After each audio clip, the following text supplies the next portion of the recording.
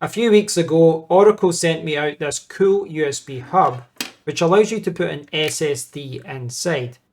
At this point, I've spent a few weeks with it, I've played around with it in lots of different situations, and I've tested it in many different ways. So in this video, I'd like to delve deep and talk about what this docking solution can do. Orico calls this the docking station with M.2 SSD Enclosure, but you'll see it listed online as the Orico 12-in-1 USB hub with M.2 Enclosure. The recommended retail price is usually around $100 or £100, but there's usually discounts available that reduce the price by around 30%. When you open the box up, you will find a carry case and a user manual. The user manual has a short explanation about how to install the SSD and connect the hub to your computer. The USB docking station is small enough to take travelling, so the inclusion of a nice carry case is welcomed. Inside the carry case you will see a durable Type-C to Type-C cable which is rated at 10 gigabits per second, alongside the M.2 NVMe SSD enclosure. Multiple fasteners are provided to help you secure your SSD, and the enclosure includes thermal heat pads and a heatsink to reduce temperatures. Finally, we have Orico's 12-in-1 hub. I was surprised by how small and lightweight it was, especially when you consider the hub has 12 connection ports and space for an SSD. With an SSD installed, I weighed the hub in at 201 grams, which is 7.1 ounces. In my opinion, the package is fantastic overall. They've provided multiple thermal pads and fasteners for your SSD and a nice carry case to help you protect the enclosure. I also appreciate that the Type-C cable is not permanently attached to the enclosure, so you can easily replace the cable at a later date if necessary. The process of installing an SSD is simple. The top of the enclosure is magnetic, so it can be removed easily, with the bottom of the lid displaying basic installation instructions. When you unclip the SSD heatsink, you will see 3 thermal pads with different levels of thickness. Any of these will sufficiently cool your SSD, since the enclosure's maximum read and write speeds will not reach levels where heat is a factor. This is due to bandwidth restrictions, the fact a thermal pad and heatsink is used, and because this enclosure has a cooling fan inside. This is not something I expected to see in a small USB hub like this, as most of the Thunderbolt SSD enclosures I own don't have a built-in fan. It's a great feature as it will ensure sustained read and write speeds. For testing purposes, I chose to install a 2TB FireCuda 520, which is a Gen 4 SSD. But it's worth noting that the enclosure supports up to 8TB of storage, and all major M.2 form factors are supported. Once I had placed a thermal pad on top of my SSD, I placed the heatsink on top and clipped the base back on. I then inserted it all into the enclosure using one of the provided fasteners to keep it secure. I like the fact that SSD can be installed without using any tools. The only downside to this whole setup is that it's too easy to remove the magnetic lid, even if you're not trying to. So you may want to use Velcro or tape to secure the lid better. All USB hubs and docking stations have compromises. Generally speaking, if you want a small USB hub, you have to accept slower speeds and fewer connection ports. At the other side of the scale, we have Thunderbolt hubs. These include many fast connection ports, but they are typically larger and heavier and need a large power brick to function. Orico's 12-in-1 docking station sits somewhere in the middle. It's not as large as Thunderbolt hubs, but it's not as fast either. The hub can be powered entirely from the bus power your computer provides via the Type-C cable, but as you will see from my tests later, if multiple devices and drives are connected, it will perform better when you're providing power. The Type-C power delivery port supports up to 100 watts of power, and up to 85 watts of this can be used to charge your computer or tablet. Orico state that if you are using an SSD in the enclosure, you need to provide 100 watts via power delivery. But in practice, you can provide less and it will function as normal. The main Type-C connection from the enclosure is USB 3.2 Gen 2 X1, which means that the maximum amount of bandwidth available is 10 gigabits per second. This equates to 1250 megabytes per second, but in practice it will be a little less due to overheads. As I'm sure you are aware, every single USB dock has to work within its bandwidth restrictions, so when more connections are active, the maximum amount of bandwidth available to each port has to be reduced. The overall port selection is well balanced. On one side, we have a 3.5mm audio and mic combination port, a gigabit Ethernet port, a DisplayPort version 1.4 port that supports resolutions up to 8K at 30Hz or 4K at 60Hz, and an HDMI version 2.0 port, which also supports these max resolutions and refresh rates. On the other side, we have an SD card slot that supports UHS-1 card file transfers, a micro SD card slot which also supports the same speeds, two USB Type-A ports that support up to 5 gigabits per second file transfers, one USB Type-A port that supports up to 10 gigabits per second file transfers, and one USB Type-C port that supports up to 10 gigabits per second file transfers. For my own workflow, I would have loved the SD and micro SD card readers to support the faster UHS-2 standard, but I do think that the port selection overall is great. Let's move on to testing to see how this 12-in-1 hub and SSD enclosure works in practice. For many of my tests, I use my Apple Mac Mini M4. When I connected Ethernet to my Mac Mini, I saw internet download and upload speeds of around 900 megabits per second. I performed the same test with the enclosure with no additional power provided to it and saw these speeds reduced to around 94 megabits per second. I then connected 100 watts of power to the enclosure, which resulted in download and upload speeds shooting back up to 900 megabits per second. This is actually expected behavior because, as Orico noted, you need to connect power to the enclosure if you're using an SSD inside it.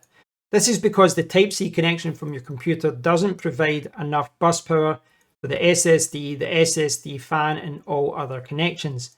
It is worth noting that the internal drive did show up on my computer when no power was connected. When I later removed the SSD from the enclosure and performed the Ethernet speed test again, the download and upload speeds went back to around 900 megabits per second. With power and Ethernet connected, I used Atto Disk Benchmark to test the speed of the SSD I added to the enclosure. It showed read speeds of 898 megabytes per second and write speeds of 1 gigabytes per second. In contrast, the Blackmagic Design disk speed test showed read speeds of 742 megabytes per second and write speeds of 957 megabytes per second. Out of curiosity, I performed the same speed test when no power was connected, and was surprised to see the read and write speeds were just as good. But in practice, I believe these speeds would slow down when making large file transfers due to insufficient power.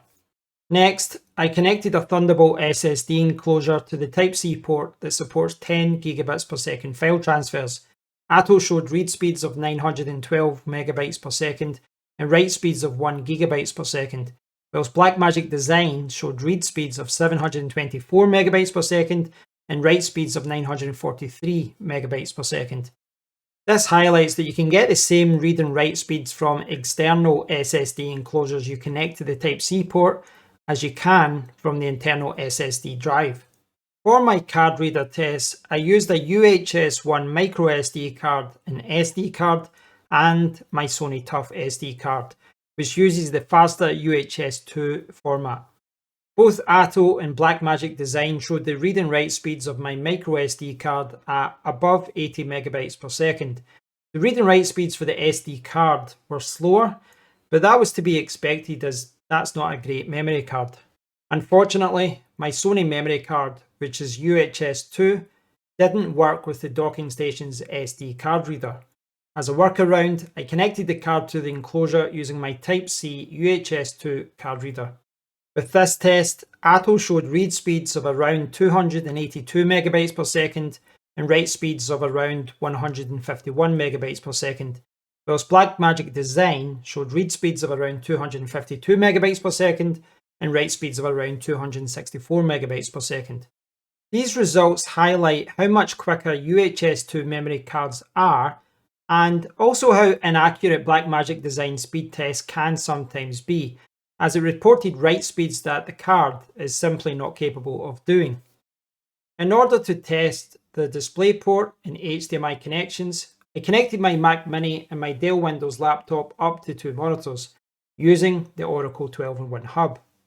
Both Mac and Windows have some limitations when it comes to connecting multiple monitors, but I was able to successfully connect both my monitors via the hub. Another thing I tested many times was power. I successfully used the enclosure to provide power to my wife's MacBook Pro, my iPad Pro, and my Dell XPS laptop. This confirms that the hub is not just suitable for traveling, but can also be used as a stationary docking station that charges laptops and tablets. As a reminder, this hub has a maximum bandwidth of 10 gigabits per second, so if you do buy this enclosure, I recommend testing a variety of connection setups to ensure that quality doesn't drop on any connected devices. So if you've watched all of the video up until now, you should have a very good understanding as to what the Orico docking station with M2 SSD enclosure is all about. At this point, I'd like to summarize my thoughts and reinforce what I've been talking about in this video. I think the package is very good. You don't normally get a carry case, so that's really nice. It's a nice bonus and it will help you use this if you're traveling. You can just throw it in the case and put it into your bag. They threw in some extra thermal pads and fasteners for the SSD as well. And then obviously we've got the cable, and the cable is separate, which is good. It's better than having it fixed, which is what you normally get with smaller USB hubs. It means that, well, in this situation, if the cable breaks, I have to throw the whole thing away. But here, I would just replace the cable and move on. From a size perspective, I don't think it's too big, too heavy. It's still a good size for traveling. And you could use this at your desk as well, but obviously it's not going to be as fast as a Thunderbolt hub, but it's not as big or heavy as well, and you don't need that massive power brick either. So I think it's got a nice balance between a lot of different hubs in the market. From a connection port selection point of view, I think it's really good. There's no perfect hub that has every single port you want. There's always compromise. You know, for my own needs, I would have loved to have seen UHS-2 for faster memory cards, but I can still connect memory cards using the other ports. But yeah, I think it's a really good selection here with the Ethernet, etc. But what really sets this apart from most other hubs, and that includes Thunderbolt hubs, is that there is both DisplayPort and HDMI. You don't normally get both. So that's really good to see. Really nice. Now, minor criticism, is that the magnetic lid, very easy to put on, but it's too easy. You can very easily knock that off. So if you're finding yourself doing that a lot, tape it down or add some Velcro or something. I think the key thing here, of course, is that this is not just a USB hub. This has an SSD in it. So this is an SSD enclosure, but also a USB hub. And that really does distinguish it from most other solutions out there. Now, I've reviewed a ton of these Thunderbolt 4 enclosures over the years. These ones are actually, they don't have any fans, they don't have any moving parts. This one does have a fan, but that's why I'm surprised that there was a cooling fan in here as well. Most of the solutions that I've seen, SSD enclosures at that 10 gigabits per second range, they all have passive cooling. There's no fan, there's nothing to cool it down. Now, you don't need excessive cooling at that kind of bandwidth, but it's nice to see, especially because you've got a lot of other things going on here that need to be cooled. You know, if you've got a lot of devices connected, it's good to see that there's a fan cooling things down. So it kind of sets it apart from the competition. So overall, very impressed with it. Very impressed. It's a nice little USB hub, and I don't think it's too expensive. It retails for about $100, but it normally sells for about 70 or 80 or so. There's always a sale or a discount on. So thanks for watching, guys. If you've enjoyed the video, give it a thumbs up, subscribe to the channel, please do leave a comment below. And if you are subscribed, you'll maybe see me in a few weeks with this. This is another solution that Orico sent out to me. It's a mini dock desktop stand for the Mac Mini. So that's one that I'm really looking forward to testing more and showing you guys. So stay tuned for that one. And until next time, take care.